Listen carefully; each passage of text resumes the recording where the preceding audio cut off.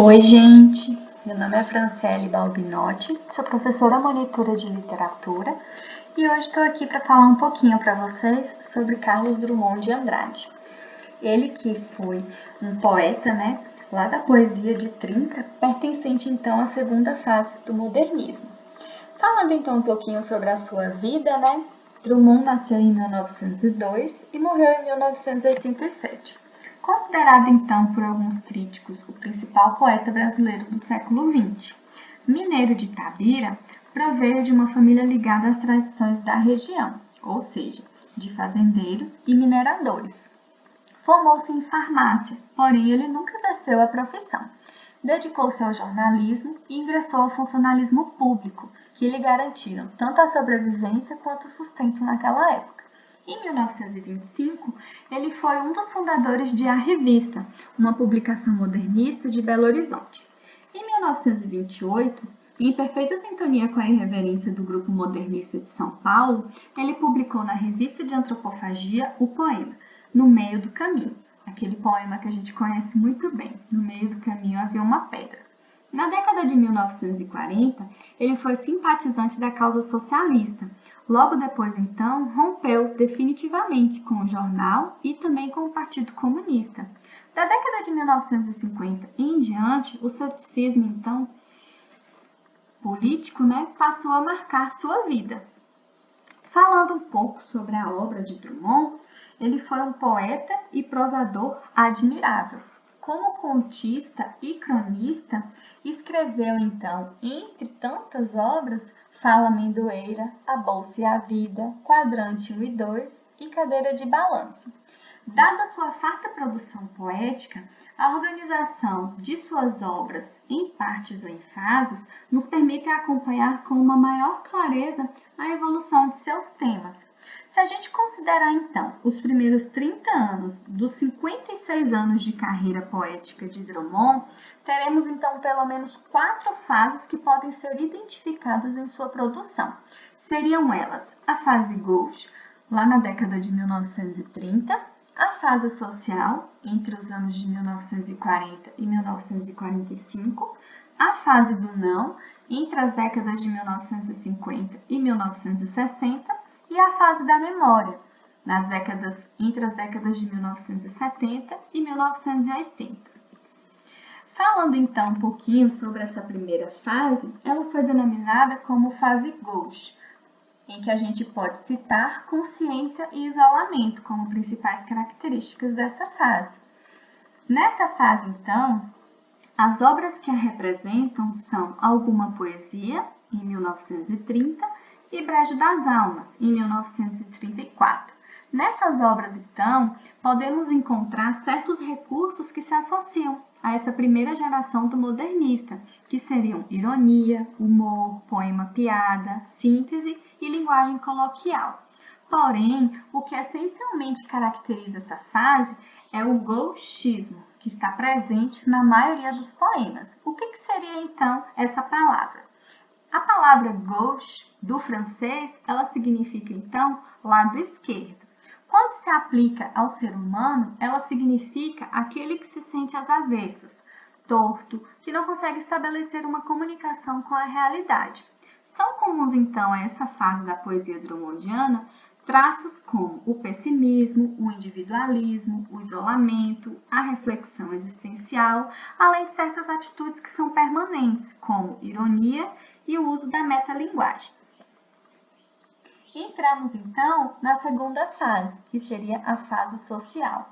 Para falar, então, dessa fase, nós temos que citar o terceiro livro de Drummond, que seria Sentimento do Mundo, e que marca uma sensível mudança na orientação da poesia do autor e que eu trouxe um comentário feito por ele. Meu primeiro livro, Alguma Poesia, traduz uma grande inexperiência do sofrimento e uma deleitação ingênua com o próprio indivíduo. Já em Brejo das Almas, alguma coisa se compôs, se organizou. O individualismo será mais exacerbado, mas há também uma consciência crescente de sua precariedade e uma desaprovação tácita da conduta espiritual do autor. Penso ter resolvido as contradições elementares de minha poesia num terceiro volume, Sentimento do Mundo. Nessa fase, então, o eu lírico dos poemas, ele manifesta, né, interesse pelos problemas da vida social, da qual o autor estivera isolado até então. Essa mudança de postura diante da realidade observada nos poemas pode estar relacionada ao contexto histórico que o autor vivenciava. No período, então, que ele gestou, né, essas três obras da segunda fase, que seriam Sentimento do Mundo, José e Rosa do Povo, o mundo presenciava então a ascensão do nazifascismo, a guerra na Espanha e também a Segunda Guerra Mundial. No Brasil, a gente lidava ainda com a intentona comunista e também com a ditadura Vargas. Então, em todo o mundo se observava, né, o crescimento dessa literatura social, que estava engajada numa causa política. Além disso, a gente ainda pode supor, né, que o Ghost, lá da primeira fase, não é exclusivo apenas de Drummond, seria universal essa fase, né? Porque todos os homens, eles são ghosts, porque essa seria então uma consequência, né, de se estar num mundo tão problemático como esse que a gente vive. Essa consciência, então, sobre a debilidade do mundo e também a necessidade de transformá-lo, levou o poeta a simpatizar com o Partido Comunista e também com a causa socialista. A adesão do poeta, então, aos problemas do seu tempo e também o sentimento de solidariedade diante das frustrações e das esperanças humanas resultaram na criação da melhor poesia social brasileira, lá do nosso século, que a gente tem como exemplo, que seria José. A gente então entra lá na terceira fase, né, que a gente pode caracterizar como o signo do não. Na década de 1950, então, a poesia ela tomou novos rumos. O período crítico de guerras, ditaduras e medo havia passado. O mundo vivia então a Guerra Fria e o poeta acumulou o desencanto de sua aventura política pela poesia. A partir então de Claro Enigma, né, sua obra lá em 1951, a criação poética do autor ela começou a seguir duas orientações. De um lado, nós temos uma poesia reflexiva, filosófica e metafísica, em que os temas morte e tempo são frequentes. De outro lado, nós temos a poesia nominal, com tendências voltadas ao concretismo, em que se destaca a preocupação com recursos fônicos, visuais e gráficos do texto. Falando então sobre essa fase, né, que seria a poesia filosófica, nós temos os poemas de reflexão filosóficas, né, que foram concebidos nessa época. Então, Claro Enigma, Fazendeiro do Ar e Vida Passada a Limpo são obras que evidenciaram, né, que fizeram parte dessa época da poesia filosófica. Essas obras, então, elas mostram ter sido concebidas sob o signo do não. Por quê? Por conta do pessimismo que elas expressavam. Do ponto de vista formal, esses poemas, então, eles revelam, né, uma preocupação com a construção e influência de modelos clássicos, que seriam o verso regular, o soneto, a seleção vocabular e também certo tom classicizante.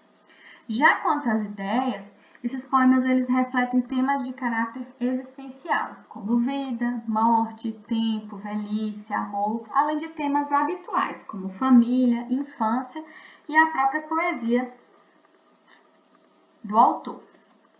Entramos então na poesia nominal, no qual nós temos Lição de Coisas, que foi a obra, né, evidenciada nesse período.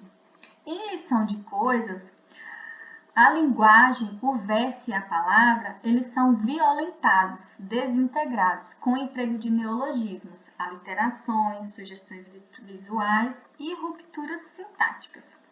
Sem que o autor ele tenha admitido, essas experiências formalistas elas se aproximam da técnica e das propostas do concretismo, movimento poético paulista lá das décadas de 1950 e 1960, porém com algumas diferenças.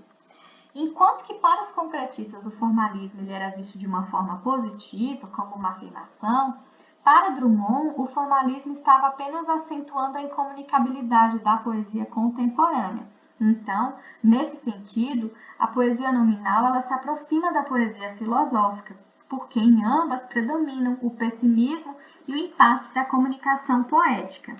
A gente pode citar, então, né, que esse pessimismo com que os temas eles foram abordados, né, nessas épocas, nessas fases, é um pessimismo que chega a ser ainda maior que o da fase Ghost, porque trata-se, então, de um pessimismo muito corrosivo, ácido, uma vez que a esperança de solução no plano social do autor já havia se frustrado. Aí a gente entra lá na última fase, que seria tempo de memória. A produção poética, então, das décadas de 1970 e 1980, ela dá um amplo destaque ao universo de memória. Nela, então, são retomados e aprofundados temas que nortearam as obras do autor, como a infância, Itabira, o pai, a família, a piada, o humor cotidiano e a autoironia. A gente pode observar essas características lá na série Boitempo, no qual são retomados o universo da infância.